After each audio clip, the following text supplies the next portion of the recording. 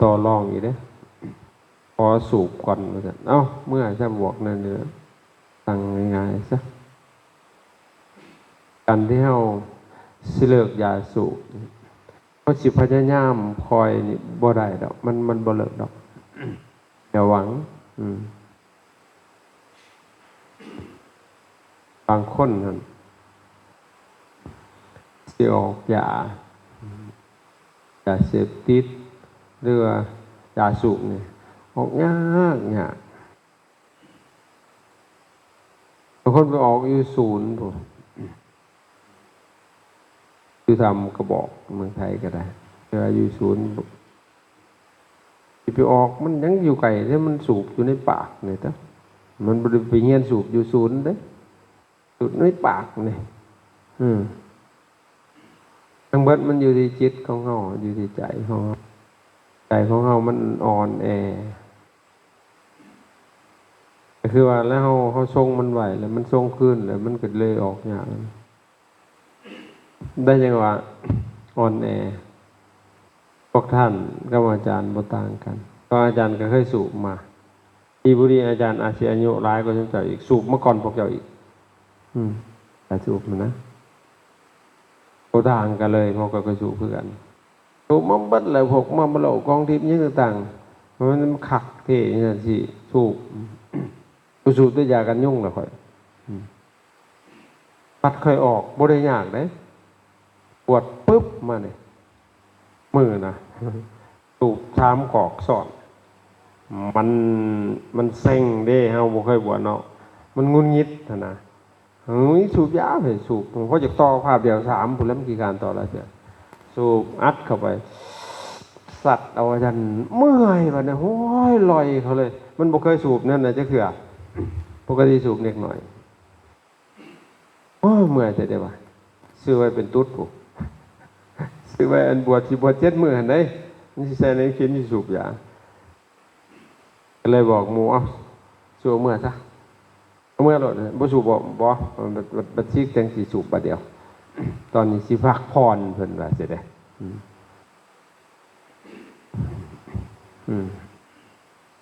บ่สูบบัดสันเขาแล้วว่าคิดอยากสูบเอาเลยเด้อว่าอยากสูบก็บ่สูบนะของเฮาว่าสิบ่สูบไปลองดู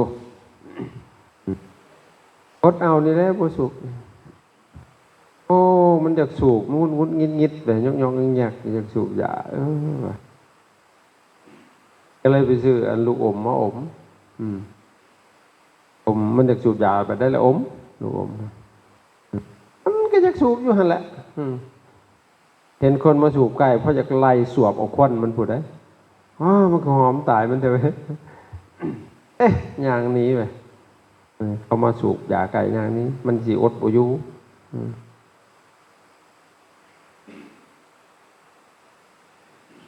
อดไป2-3 มื้อไข่เว้ยถือเคียงไข่เว้ยจังมันไข่ย้อนยาหรืออีกครั้งแล้วมันออกไข่ถือเคียงไข่ไข่เลยมันเหม็นเลยเหม็นด่าสูบเหม็นขนาดเลยคนไข่สูบไก่บ่ได้เด้ออุ้ยกูสิได้ออกมึงก็คักบาดนี่แล้วบาดเนี่ยเหม็นขิวบ่อยากสูบจักดิมันเหม็นติดกินก็ได้บาดเศร้าไข่มาบันหอมไม่ยินมาอีกแล้วบาดเอาอีกแล้วว่าบาดเนี่ยบ่สูบดอกจังได๋กูก็เศร้ามึงมาได้เลยเด้7 มื้อล่ะบ่สูบอยากสูบก็บ่สูบนะกูสิบ่สูบนี่กูเศร้าได้แหละเอาที่ซะเศร้ามื้อน่ะจัดโลดบ่ต้องว่าพยายามเลยเด้มันอยากสูบของบ่สูบไปหัวแม่มันนี่แหละมันสิลอยเขาเองบ่คันบ่จับมาใส่แม่งเอ้ยฝันไปสูบบาดนี่ขวางคักฝันไปสูบบ่สูบจนเมาคนในฝันก็เมาเสียเด้อยากหายเจ้าของมันก็สัวตายแท้ออกมาได้แล้วก็ได้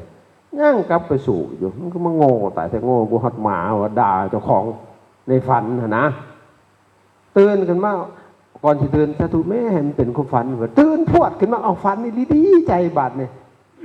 คักบ่กูเศร้ามึงได้แล้วบาดเนี่ยว่าจากมื้อน่ะก็บ่ฝันถึงมันเลยบาดเนี่ยเท่าคู่มือนี่ ทุกมื้อนี่บ่แม่นเว้าได้เขาสูบยานะกับผู้หนึงนั่งขี่นี่อดชาดมขี่ยังดีกว่ายาสูบว่ายาสูบมันลอยเขาก็บาดเลยได้ในห้องน้ำปตทอาจารย์พวกเขามันกั้นใจไว้ชั่วสิทายเบาสุดจนมันใจสิขาดนะมันบ่ได้มันลอยลงกระบาดเลยนะตัวมันเป็นผิดเนาะโอ้เถอะนั่นนะพอเขาสู่พีเขาก็ลงไปปอดผลบ่ได้จ้ะ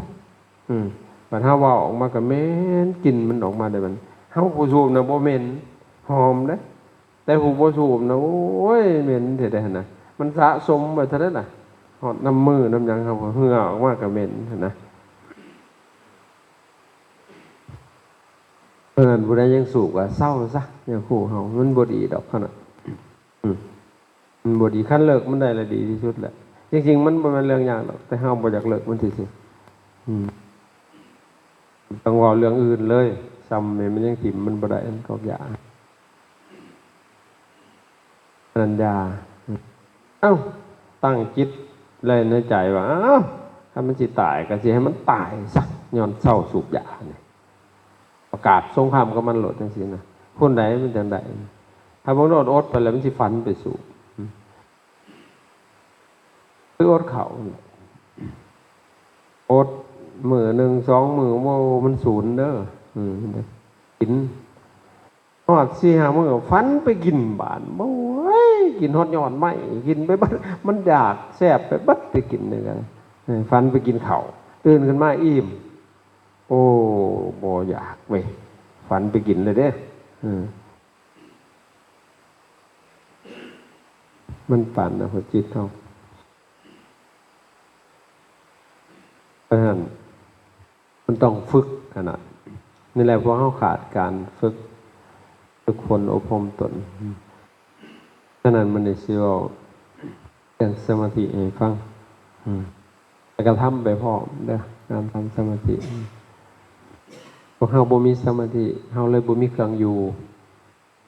ธรรมดากอกยากันยังขาบเบิ่นเลยบ่ต้องเว้าเรื่องอื่นเลยนะเอาพวกท่านมีสมาธินี่จิตใจสงบหลุดปุ๊ดเลยได้พวกกอกยาพวกคำหมายกอกยาบ่ได้ยังคูขอบเลยแล้วล่ะมันเสพตัวละเอียดกว่านี้เลยด้วยพอจิตเฮามันยังหยาบนะอาจารย์เห็นอังกะลีหัวแดงไปให้เรียกแล้วปุ๊บวับเลยให้นางสมาธิเขาอุกอังแหงคนจิตใจหยาบนี่เฮ็ดแนวหยาบได้ดีแต่ไม่เห็นแนวละเอียดนี่บ่ได้เว้ยการหัวเอาสมาธิไปได้คักกลัวแนวอื่นเนาะอาจารย์ให้เฮ็ดแนวอื่นบ่เอาตัวนี้คักกลัวคั่นให้เลือกนะโอ้ยยิ่งเฮ็ดไปจะได้ยิ่งคักยิ่งแห่งมีความสุขนะสบายนะ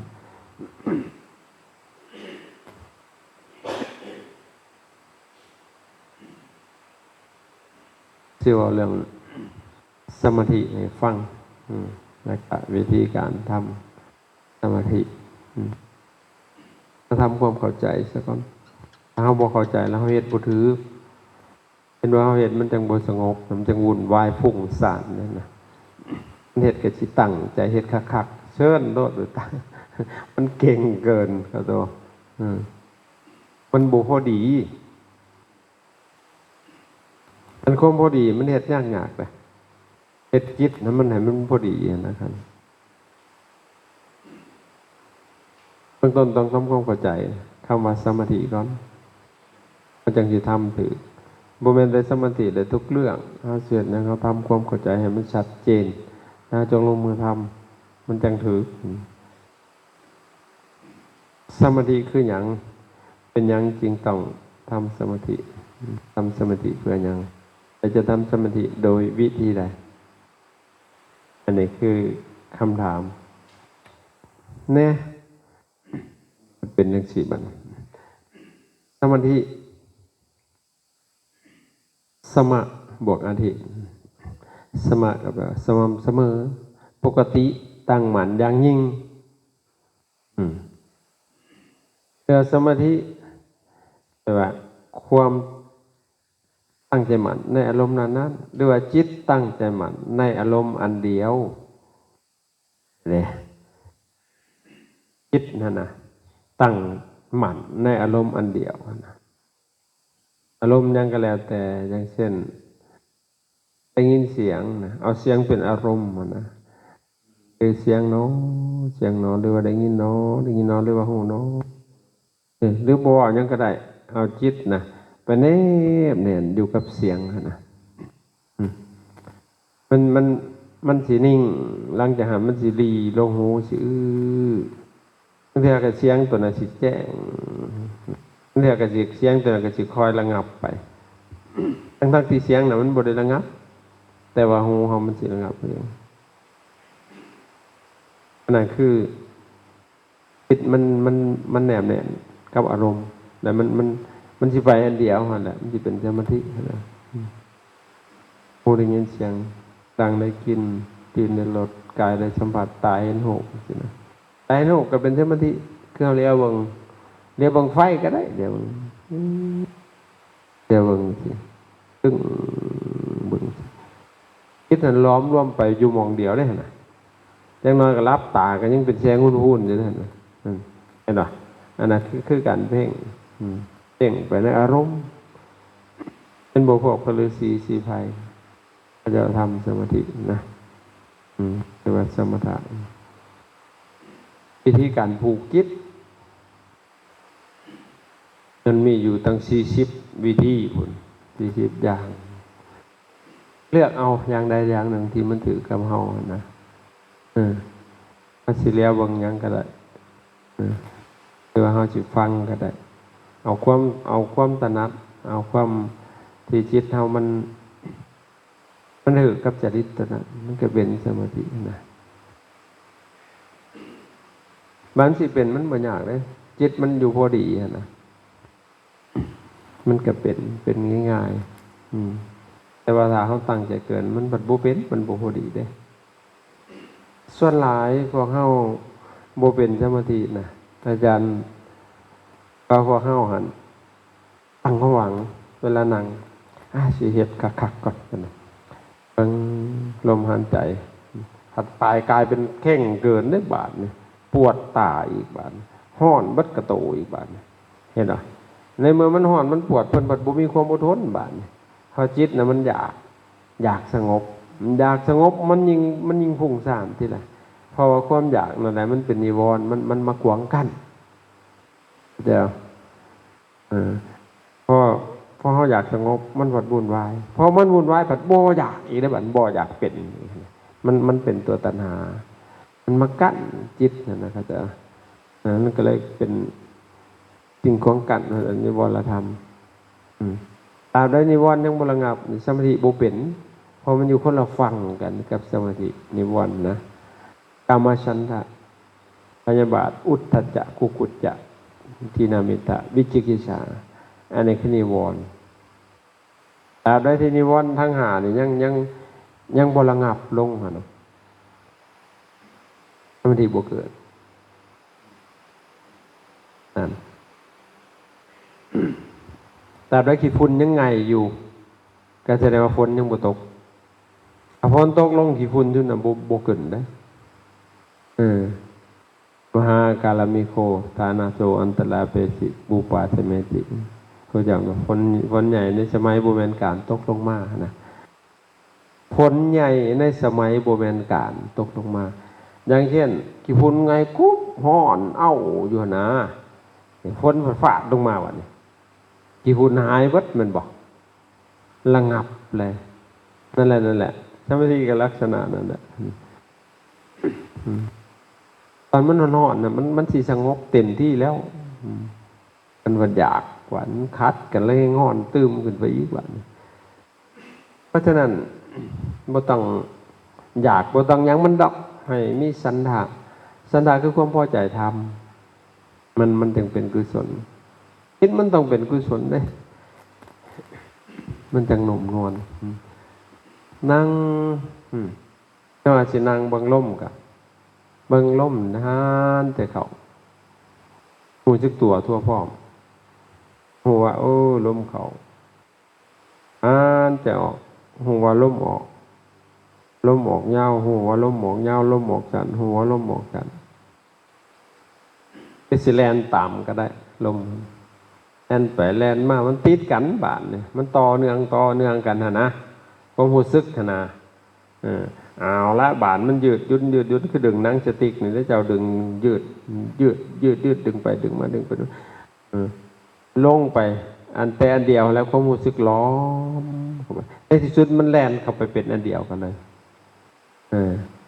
ผู้หู้ก็ผู้ถือหู้แลนเข้าไปเป็นอันเดียวก็เลยบอกกึ๊บโดนละบาดนั่นแหละเป็นสมาธิเอกาทิภวาคโตแต่ว่าสมาธิคันเฮาเป็นเนี่ยเป็นคณิกะที่เป็นอยู่เดียวนี้นั่งชั่วโมงนี่เป็นเบิดทุกคนคณิกะสมาธิสัวขณะเดี๋ยวก็ลุดนั่งฟังต่อกันน้อยเดี๋ยวนึงลุดนั่นแหละเลยหันไปกันเป็นอุปจาระนั้นมันแล้วม้วนคันหมอนี่นะนั่งเลยสิแล้วมันม้วนโอ้นั่งมือเว้นนี่คักเพิ่นว่าได้นั่งกูปิ้นหนาไปนั่นกูเฮ็ดแบบสิเพิ่นสิจื้อดอกตัวเพิ่นเฮ็ดมันคักนะโอ้ยมันเป็นวุบวับคือตกหลุมอากาศนี่เด้มันโอ้มันสิคักมันม่วนนะอันน่ะให้จำไว้ว่าเป็นอุปจารสมาธิยังบ่ทันเข้านะสมาธิเฉียดมันสิเข้าไปสู่อัปปนามันเป็นสมาธิแล้วมันเป็นฌานแล้วเพิ่นได้รับปฐมฌานประกอบด้วยองค์5ประการนะวิตกวิจารปิติสุขเอกคตานี่อารมณ์ของปฐมฌานที่เป็นสิวิตกคือความตรึกในอารมณ์ตัวนั้นคือยกจิตเข้าสู่อารมณ์นะโดยญาณคือความคอเคลียร์เพื่อสิระงับเขาแล้วก็สิมีปิติแล้วก็มีสุขเอกคตาจิตอยู่ในภาวะอันเดียว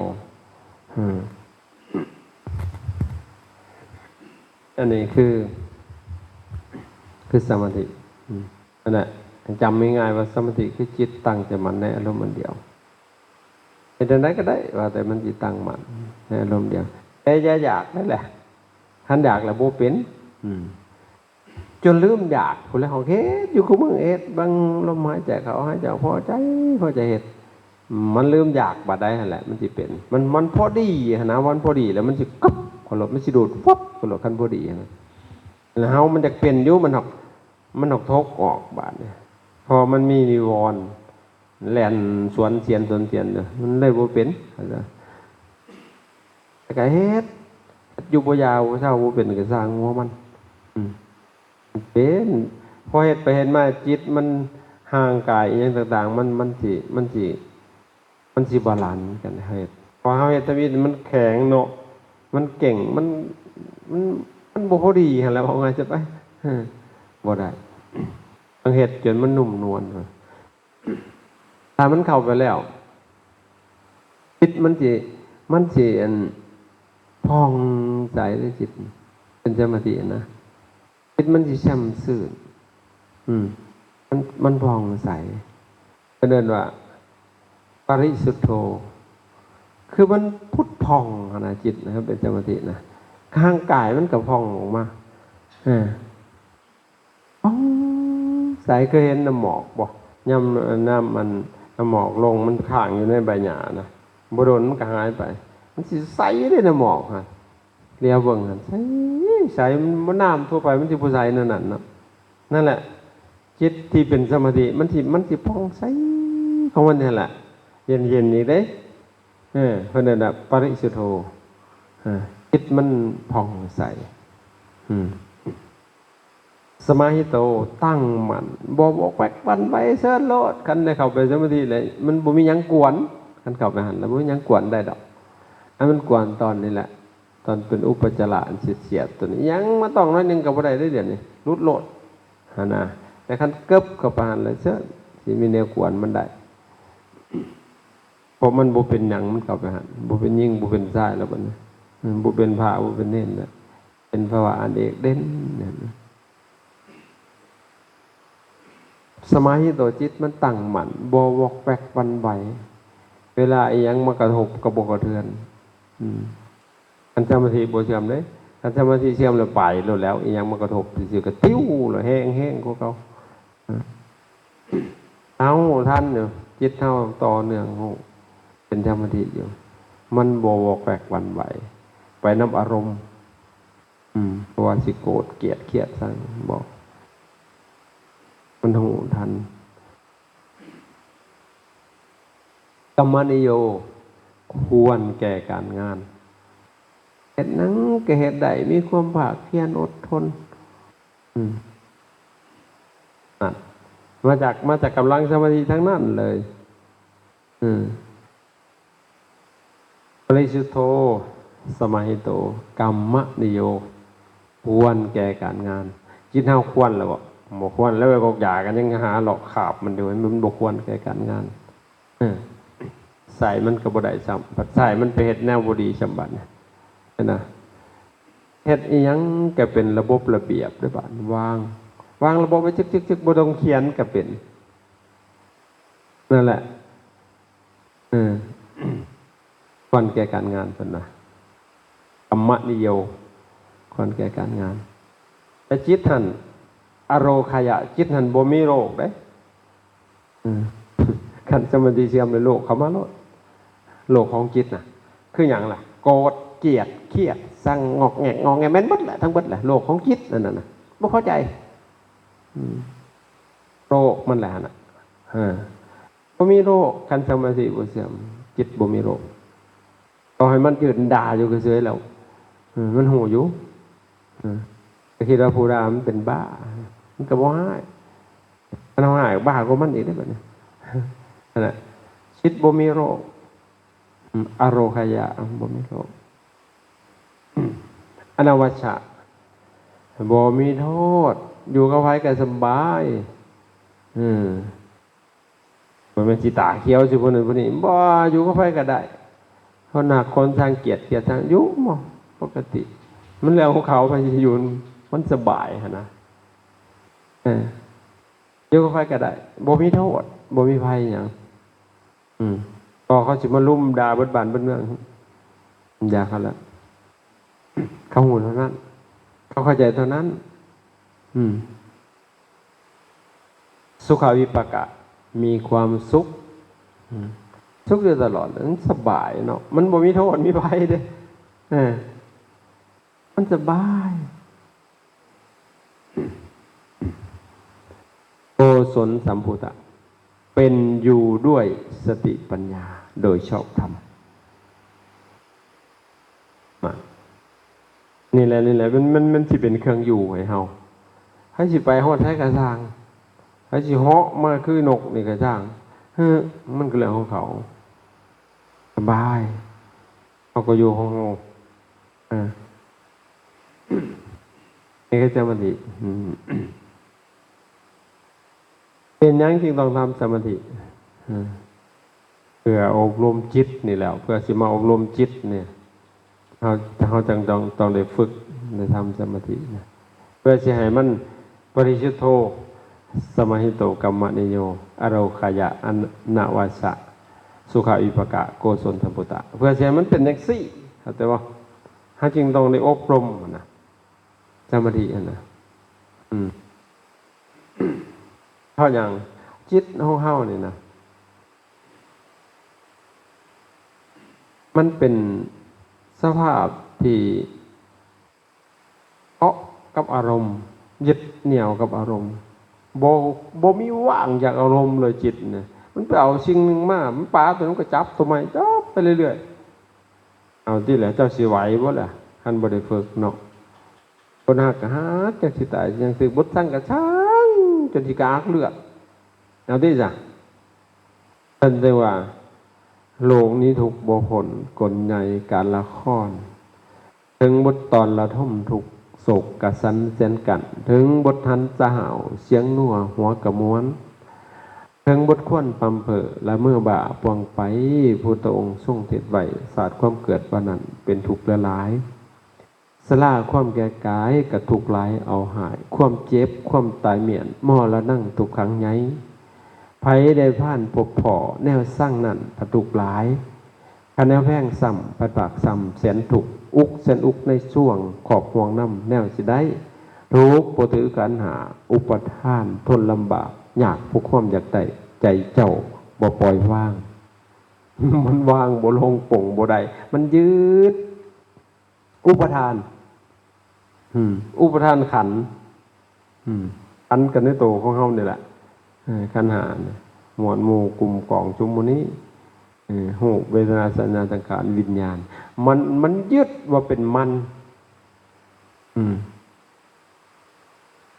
ยึดว่าเป็นมันทั้งที่พระพุทธเจ้าเพิ่นชี้ชัดแล้วว่ารูปังอนิจจังโหบ่เที่ยงรูปังอนัตตาโหบ่แม่นตัวตนบ่แม่นตัวตนบ่เที่ยงโหเวทนาสัญญาสังขารวิญญาณแต่เฮาเที่ยงนี่นะเฮาเนี่ยของข่อยนี่นะทางการของข่อยมามังการของข่อยเฮาของเฮาร่างการของเขา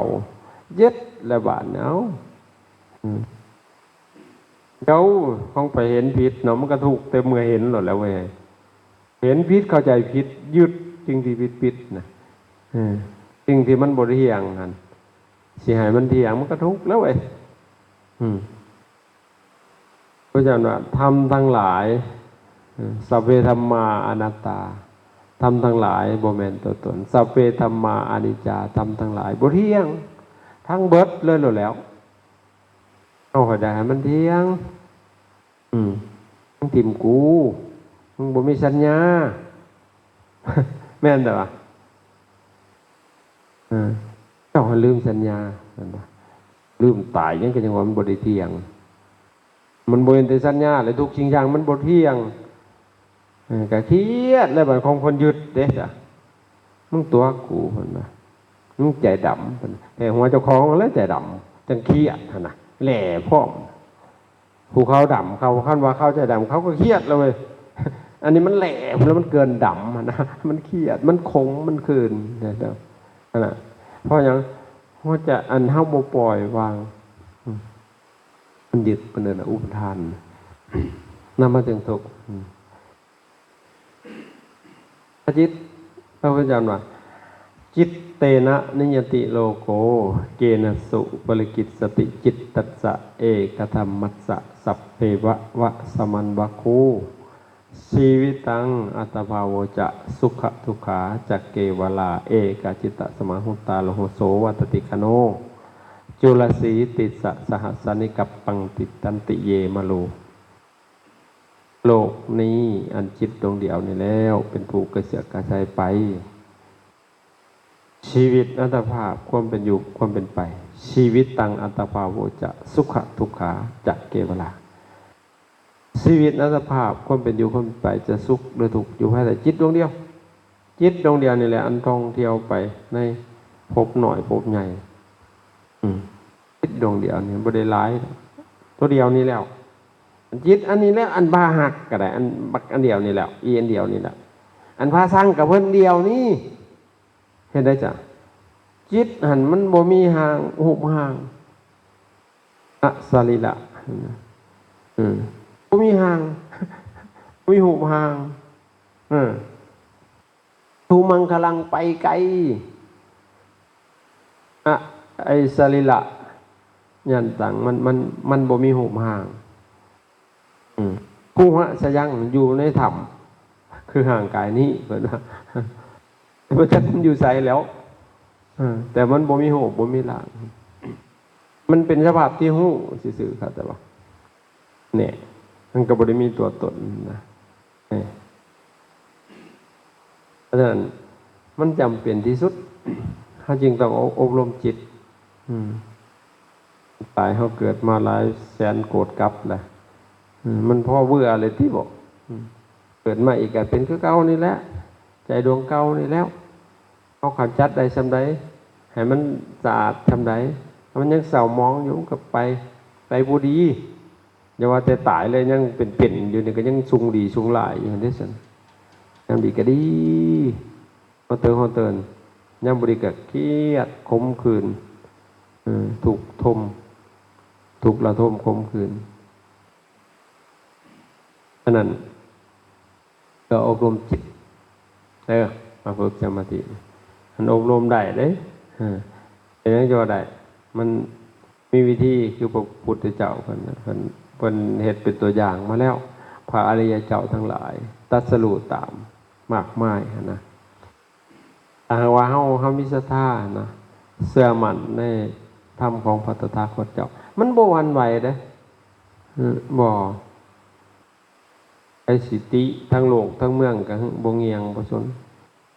มันไปตรงไปเลยแล้วมันบ่ย้อนกลับมาอีกแล้วไปอย่างเดียวเลยล่ะ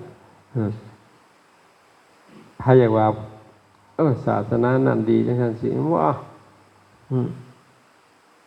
นั่นอันนี้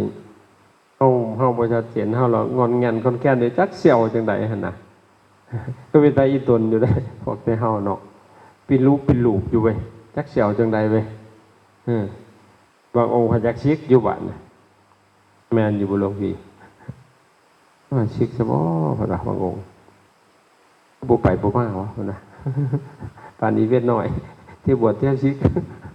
บ่ไปบ่มาวะเพิ่นว่ามาอยู่เฮือนจักว่าดีบ่จักเพิ่นฮ้ายถ้ามันดีพระพุทธเจ้าก็อยู่เฮือนบ่แล้วสิออกมาบวชเฮ็ดอีจังเว้ยมันก็บ่สู่บวชแล้วเว้ยคันว่าเฮาสิปฏิบัตินะเฮาอยู่เฮือนก็ปฏิบัติได้แต่ว่าภาระมันมากมายเด้พระพุทธเจ้าเพิ่นว่ามันคับแคบของฆราวาสนั่นนะอยู่ในงานมันมีแต่เวียกแต่งานยุ่งเหยิงไปเบิดเลยหั่นนะแต่เฮาออกมาจังซี่บัดโอ้ยมันคักแต่นะอาจารย์ว่ามันม่วนมันคักนะคักนั่นเลยมันบ่มีคิดอย่างอื่นอยากเฮ็ดหนังก็ได้อยากเฮียนหนังก็เก่งที่สุดเลยก็ได้เด้อผู้ไปเฮียนโรงเรียนก็ยังได้เด้อมันตำรับตำรามาศึกษาอาจารย์ก็บ่ได้อึดกูโก้นำบ่เนาะได้เบิดถามซุมื้อโลกมันกว้างไกลแล้วนะคันจักฮู้นะแต่เราต้องวางจิตให้เป็นสมาธิได้จะให้มันเป็นหลักเป็นเสียนเป็นน้ำอยู่ในใจเฮานะวางลงเพื่อสิศึกษาธรรมะให้เข้าใจบ่แม่นให้มันถูกใจเฮาเด้มันถูกกิเลสบ่แม่นคือถูกต้องตามพระธรรมคำสอนพระสัมมาสัมพุทธเจ้าเฮียนมาแล้วก็นำมาสู่การปฏิบัติแต่เฝ้าเสือไปเว้าก็ได้พอเฮามาปฏิบัติแล้วมันผลมันออกมาพุ่นล่ะแล้วเอาปริยัติมาเทียบตรงเป๊ะโลดแหละแบบนั้นแหละโอ้มันถูกนะคันบ่ถูกมันสิมาฮอดพี่บ่สินะดังเช่นองค์คุณแห่งการตรัสรู้เพิ่นเอิ้นโพธิปักขิยธรรม37ประการพี่แหละตั้งแต่มหาสติปัฏฐาน4สมปัฏฐาน4อิทธิบาท4อินทรีย์5พาราหะโพชฌงค์7มรรคมีองค์8เอาเฮาทำสมาธิไปดีๆบาดนี้มันสิปรากฏเบิดทุกโตในหั่นน่ะอย่างเช่นสติสัมโพชฌงค์องค์สุดท้ายแหละสิเข้ามาสู่การตรัสรู้มันต้องสมบูรณ์เบิดนะหลังจากนั้นก็เกิดธรรมวิจยะมันก็ถูกตัวนี้แหละมันเกิดธรรมวิจยะมันเป็นธรรมเห็นบ่หลังจากมันเกิดวิริยะความภาคเพียรยังเพียรสี่สถานหลังจากนั้นก็เกิดปิติปัสสติความระงับเกิดสมาธิสัมโพชฌงค์อุเบกขาสัมโพชฌงค์นั้นคือมันถูกเขาจะบอกมันมีอยู่ปริยัติ4ทางเขาอยู่เลยเป็นเข็มติด4ทางแต่ถ้าเฮาบ่มีปริยัติได้จ้ะลายหมักไม้ทุกวันถ้าคนที่ไปเห็นแล้วบ่ฮู้แล้วมันเป็นจังซี่คนเป็นจังซี่จังสิไปจังได๋ต่อมันบ่ฮู้เลยเขาตัวบ่ฮู้เป้าหมายอันนั้นมันจึงจำเป็นที่สุดจึงได้ศึกษาเฮาอย่าปฏิเสธศึกษาปริยัติแล้วก็จะไปปฏิเสธพวกปฏิบัติมันต้องไปนำกันอาจารย์ได้อ่านพระไตรปิฎกนี่ขอบใจผู้เพิ่นเขียนผู้เพิ่นเรียบเรียงมานะโอ้ยเพิ่นคือมีความอุตสาหะเนี่ยหั่นน่ะจากครูบาอาจารย์ยกเสเก้าเต้าสิหัวเรียบเรียงมากก็แสนยากแล้วเพิ่นยังมาแปลให้เฮาอีกนะแปลให้ละเอียดเลยหั่นน่ะให้เฮาได้เข้าใจง่ายเด้เฮาบ่ได้อีหยังแหน่สิไปต่อหั่นน่ะคิดได้ก็หน่อยบ่เอาขอคิดนะเฮานี่เฮาบวชเข้ามาใน ศาสนาของพระศาสดาเนี่ยนะอาศัยผ้าเหลืองอยู่นี่เท่าใดยังในเวรคืนนี่ต้องให้มีแนวใดแม่แนวซอยนะเข้าใจบ่นั่นแหละเอามันบ่ได้อีหลีก็สิรักษาศีลให้ดีงามนี่แล้วอย่างน้อยคนก็สิได้ศรัทธาในพุทธศาสนาโอ้ยดีแท้ๆลูกพอน้อยไปบวชแล้วจบตะกี้ก็สูบยาแกล้งนี่มาบวชแล้วเศร้าจบเจือเว้ยอันนี้พระแห่งสูบนักกว่าเก่าบัดมาบวชมันได้ซื่อตอนบวชก่อนบวชบ่ได้สูบยาบัดมาบวชบัดได้สูบยาซิกออกไปได้อานิสงส์ขี้ยาเลยบัดน่ะมันเป็นจังซั่นบ่เอามันบ่บรรลุอรหันต์อีหยังก็แล้วแต่ขอให้บรรลุคุณงามความดีเป็นขันๆไปนี่นะขนาดจากที่เป็นคนพยุตก็เป็นผู้ว่าง่ายสอนง่ายตีลบทบได้มันก็บรรลุขันหนึ่งเลยเด้หั่นน่ะขันคุณงามความดีเป็นจังซั่นไปหั่นนะจากขี้ข้านก็เป็นดุจากคนเลี้ยวก็เป็นซื่อตรงบาดนี้ดีแล้วขน่อยจากเวียกจากงานจากขี้ข้านก็เป็นดุบ่เคยเป็นนั้นก็ได้เป็นคำว่าบวชแล้วโอ้เฮ็ดอันนั้นก็เป็นเนาะให้ดอกมันดีเลยเด้นะ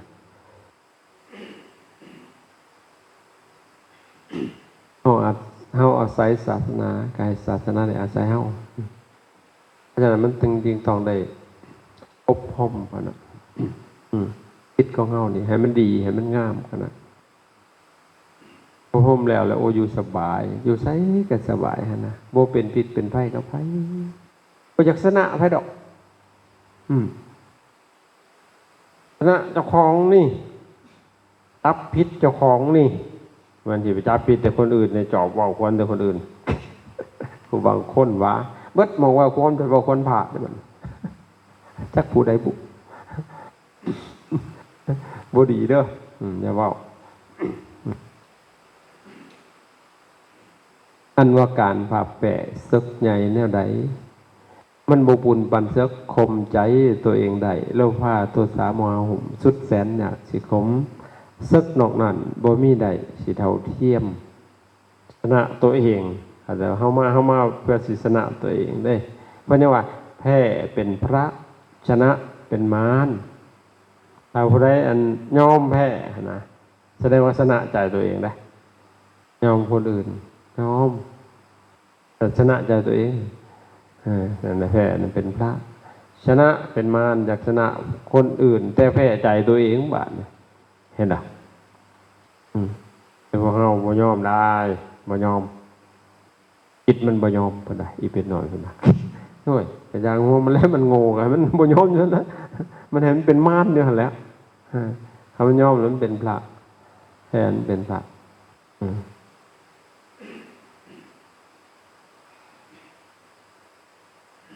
ก็สิฝึกจิตฝึกใจให้มันดีให้มันงามอีกต่อมาอีกเจริญสมาธิเพื่ออย่างมันจะได้ผลของการเจริญสมาธิอยู่4อย่างนะอย่างใดอย่างหนึ่งได้อันทมิตรตัวทมิตรโลดคือสิได้ความสุขในปัจจุบันท่านตาเห็นถ้าจิตเป็นสมาธินะถ้าจิตไปปริสุทโธสมัยโตกรรมนิโยสิพบความสุขณขณะนั้นเลยแหละโมเมนต์ตายนาวเขาโลกได้วันนี้ปานังปรมังสุขขังนิพพานเป็นสุขอย่างยิ่งบุทานหอดผลน้ำกระสุกแล้วเข้าใจว่า ในปัจจุบันท่านตาเห็นถ้าสุขแล้วก็บวชก็บ่อยากซึกแล้วบ่อยากซึกดอกมันมีเครื่องอยู่เลยเด้มีเครื่องต่อรองเลยเด้คำอยากซึกมันก็เอามาเทียบกันซึกตัวนี้สิไปเฮ็ดหยังมันว่ามันสิถามเด้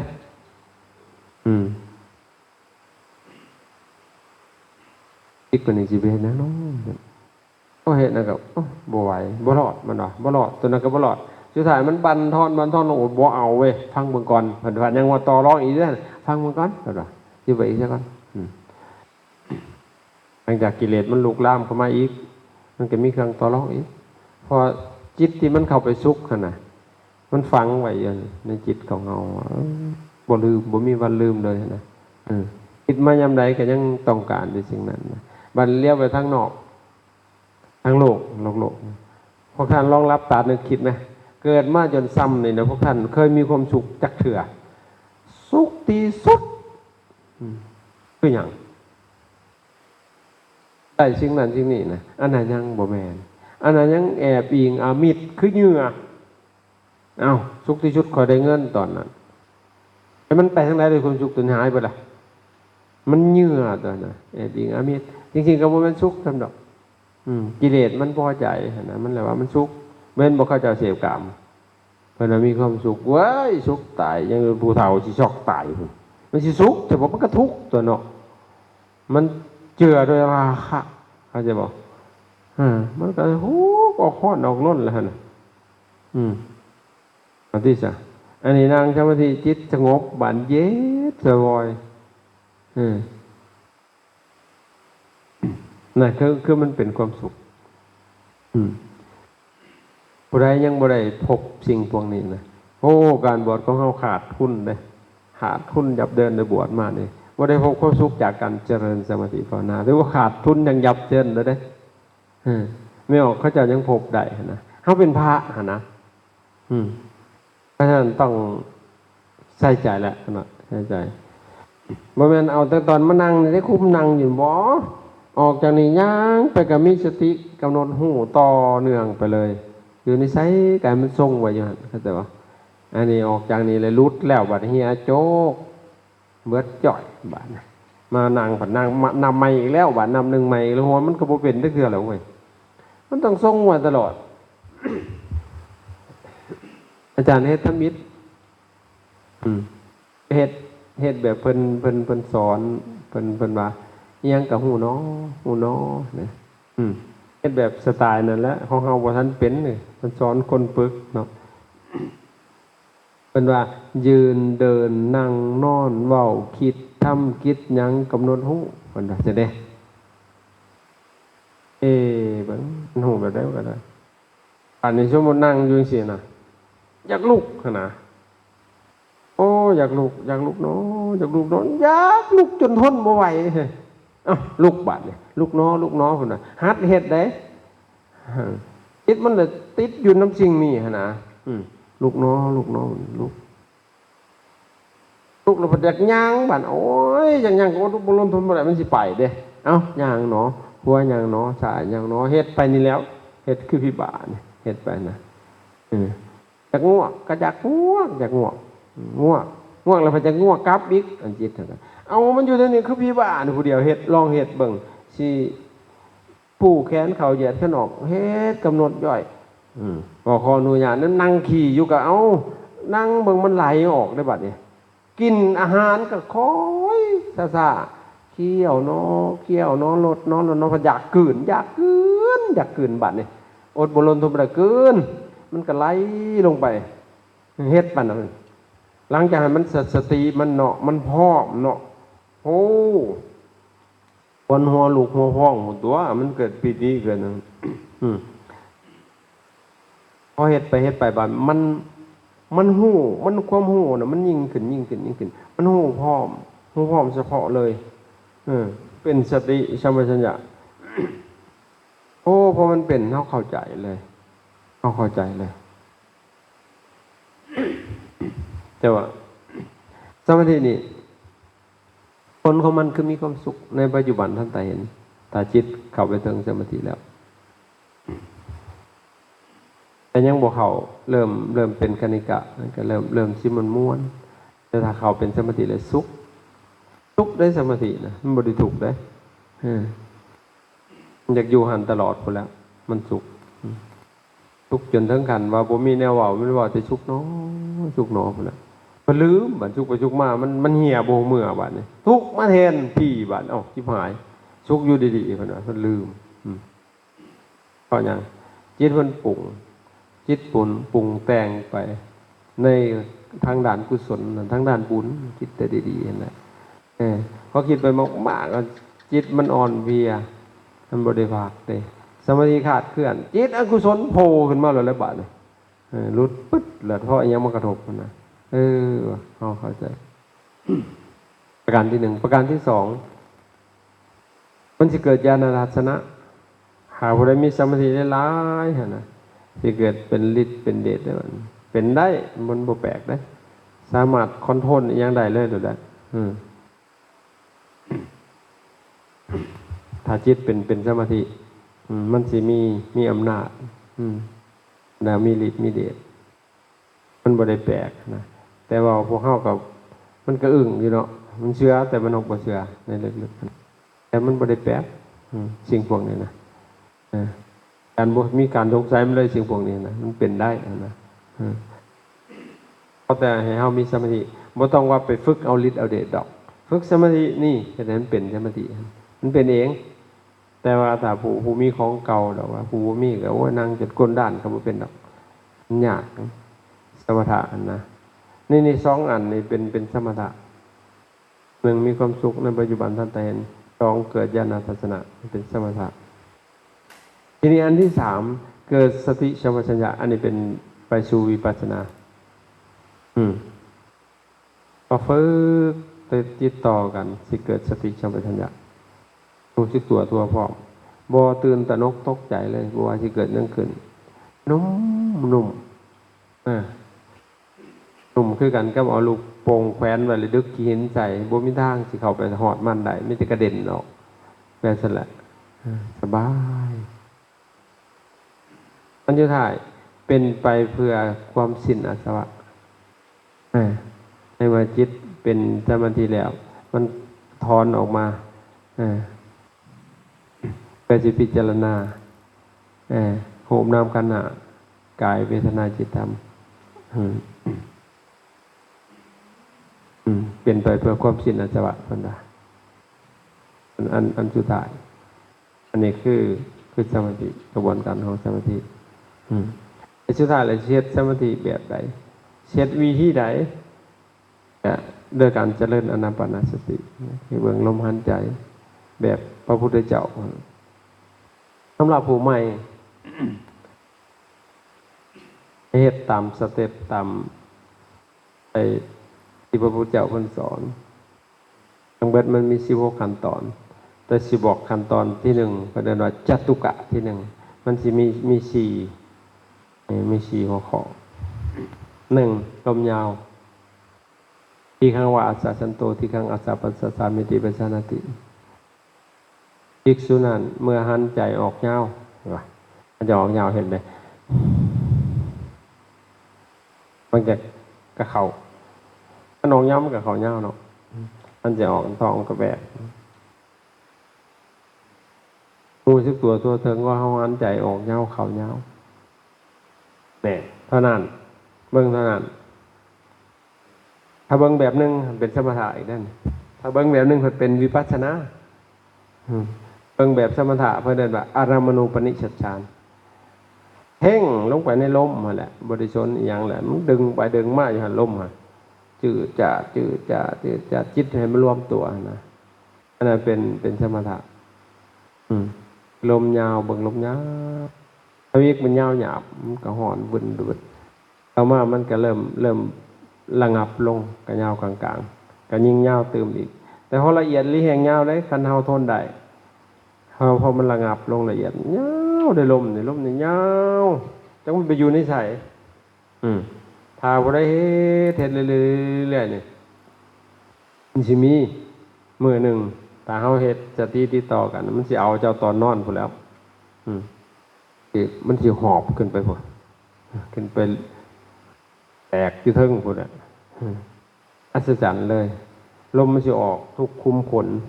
ออกน้ำตาออกน้ำเสียนหมดทุกคุมขนเลยมันสิออกจากมันมาแต่ใช้มันคือมันหลายแต่เสียงน้องว่ามันไอ้บังไฟแสนขึ้นพุ่นน่ะลมหั่นนะมันอัศจรรย์เลยมันเป็นนะดอกว่าเฮาเฮ็ดหาลมยาวลมสั้นบาดนี่มันหมุนหามองออกว่าจังต่อไปมันอยู่ในนี่นะตามซอกแซกในห่างกายจุดส่องวางต่างอันนี้คือลมยาวถ้าอดทนได้บ่มีกำหนดดอกแต่เฮ็ดจนกลัวเมื่อยแหละทนบ่อยพอเอาลมสั้นบาด ลมสั่นนี่ก็เมื่อยคือกันแห้งก็เมื่อยเพราะมันจักรอันเครื่องจักรแล่นลอยหรือรถยนต์แล่นลอยแล้วเฮ็ดเมื่อยปันหยาบก็เมื่อยสั่นปานกลางสั่นละเอียดคันสั่นละเอียดแล้วมันแห้งกระสั่นบานผัดบ่เมื่อยเด้บานมันติดกันแล้วนี่มันแบบคือออกในขมอมนี่ตั้งแต่ก็คือออกในลมแล้วแต่มันตั้งแต่หันพระเจ้ามันกะให้เฮาปล่อยก็เป็นภาษาบ้านเฮาซะให้เฮาปะให้มันเป็นเองนะลมมันบ่ต้องปรับยาวปรับสั้นให้มันปรับเองนะภาษาอาตมามันสัพพกายะปฏิสังเวทีปัสสะสิสามิติสิกติอีกส่วนนั้นยอมทำในบทศึกษาว่าเฮาเป็นผู้รู้พร้อมเฉพาะทั้งกายทั้งปวงคือลมนี่แหละคอยซ่อมมึงซื่อๆนะกายเนื้อมันเป็นจังไดลมเป็นจังไดนะกายมันสิกระตุกเนาะมันสิระงับนะจากยาวสู่สั้นจากสั้นสู่ยาวมันสิปรับเองเฮานั่งนี่มันสิกระตุกเบิดน้ำเส้นเฮาตั้งแต่เบิดทั่วกายนี่แหละเข้าใจมั้ยสัพพกายะทั่วกายในกายนอกกายในคือกายหยาบๆกายกายนอกคือกายหยาบกายในคือลมก็เป็นกายในกายทั้งนั้นหลังจากนั้นพอสิระงับลงอิริสิกเริ่มคันโดดคันน้ำหนาน้ำตาเนี่ยคือมีตัวให้น้อยๆไตน้ำผิวนางเฮานี่คือสิเขาหูดังเรียกก็สิเขาตาอันเทสิเขาหูจนอดบ่ล้นทนบ่ได้จนคุกปุ๊บพุ่นแล้วบางคนเก่ายกๆแยกๆพุ่นแล้วนั่นแหละมันสิระงับแต่ถ้าเฮาบ่สนใจแป๊บเดียวแค่นั้นแหละก็แล้วเลยมันก็บ่คันอีกมันระงับลงน่ะพระเจ้าเพิ่นก็ว่าต่ออีกว่าปัดสัมภยังกายสังขลังอาสาปัสสะสิสามิติสิกติทำกายสังขารให้ระงับให้ลมนี่ระงับจนเบิดมันสิเย็นลงลมสิเบิดก่อนมันสิระงับลงเบิดนี่มันก็สิมีอาการแปลกๆบางเทื่อคือโตเฮายาวโตเฮานี่นะเฮาไล่ลมเนี่ยคือมันยืดขึ้นบักยาวๆแล้วคือสูงนั่งอยู่ก็สูงแท้มันสิเป็นมันเทื่อก็สิเป็นหัวใหญ่ๆแขวซ้ำบักจ้ำจกเนี่ยมันก็สิเป็นนะบางเทื่อก็นั่งอยู่นี่เลี้ยวกลับหลังมันก็เป็นได้มันจะลงกรรมมันนะแต่จิตมันลงเทื่อก็เป็นตัวน้อยๆมันเทื่อก็ได้เทื่อตัวใหญ่ครับเบิดมันเทื่อก็ตัวน้อยๆแต่มันสิเป็นมันเทื่อก็เป็นตัวสูงมันเทื่อก็คือว่ามันลอยขึ้นไปมันสิเป็นนั่นแหละพอมันระงับบันตั้งใจหันมันบ่หันใจงมบางเที่ยวงมบางแต่นี่มันบ่หันใจมันหกบ่เมื่อยเด้สิบ่ตายบ่ตายดอกมันบ่เมื่อยนะมันสบายโดนพัดจิกมาลมหั่นน่ะนี่จังตั้งใจหันมันสิเห็นอีกหรือบัดลมเป็นหมอกเป็นควันล้อมเฮาไว้นั่นอันนี้คือการระงับลมแต่ว่าหลังจากลมระงับแล้วมันก็สิเกิดปิติเกิดปิติความสบายนวลและบานที่ใจแช่มชื่นเบิกบานปิตินะเลยปิติไปกับสิสุขปิติอันยังบ่ทันสุขอันนี้แหละคือขบวนการของสมาธิวิธีเจริญสมาธินะอันนี้เว้าโดยเป็นแนวสังเกตนะแต่เวลาเฮ็ดกะแบบสิละเฮ็ดนะแต่ว่าเฮาสิทนได้หรือบ่แต่ละข้อให้เฮ็ดตะกี้ข้านคันได้สงบมันสิสงบเองเนาะเฮ็ดลมยาวให้ได้สักระยะนึงจนเมื่อยเฮ็ดลมสั้นแล้วปะซ่อมเบิ่งหลังจากนั้นก็อันตองลงอีกระงับนั่งนิ่งๆซ่อมเบิ่งลมมันเป็นเองของมันมันสิออกมันสิน้อยลงนะพยายามกันละเอาไว้ซ้ำนี่แหละนี่คือการทำสมาธิต้องเฮ็ดเบิ่งแต่ว่าเฮ็ดให้มันต่อเนื่องได้ขนาดมันบาดเทศบาดวอ มันเฮ็ดได้อยู่ตลอดนอนก็นอนเบิ่งลมหายใจมันสิรับตอนใดวะตอนลมเข้าหรือตอนลมออกมันสิซ้อมเบิ่งนะ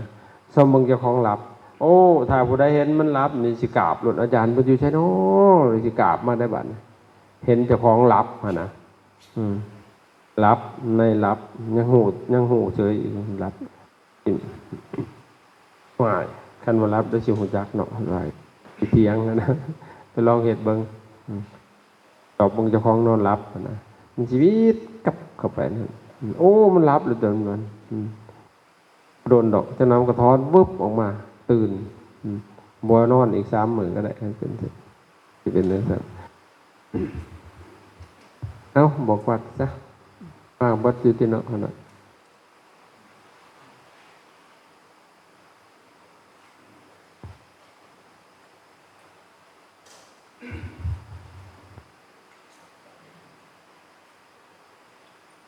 34 องค์